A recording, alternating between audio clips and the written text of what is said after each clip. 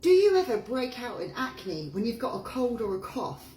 I think I found the reason why. Go through one of my dermatology books and it says here that the iodides found in some cough mixtures and some sedatives can actually cause acne breakouts. So if you stop taking your cough medicine, your acne should go away. Yeah, you still have a cough, but maybe use maple syrup and lemon instead. Not honey, because it's not vegan. More vegan skincare tips. Follow me. It's Sian Louise. I'm the founder and formulator of Skincare.